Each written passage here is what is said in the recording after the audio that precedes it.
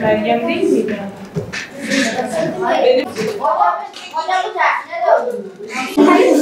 Hangi renk? Tamam, gri renkler. Niye olsun?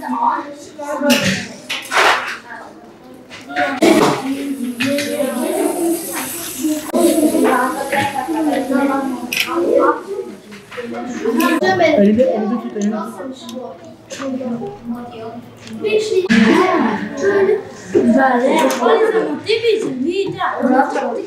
Biz bugün ne yaptık?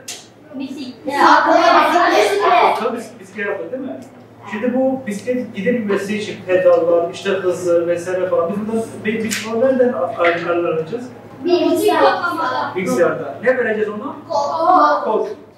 İşte biz bunu yapabilmek için biz buna kod vereceğiz. Birkaç tane adım olmuş. Ben de bir şey diyeyim. Hiç yok. Tamam.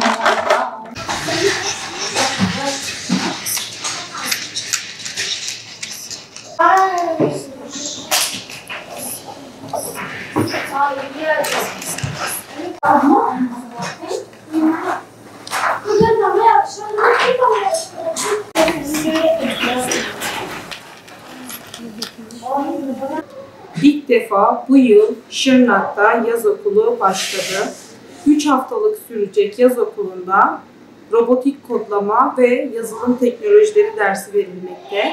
Burada ortaokul kategorisi 4. ve 5. sınıf Şırnak Merkez ve Cizre Deney Atölyesi olmak üzere 2 atölyemizde de eğitimler verilmekte.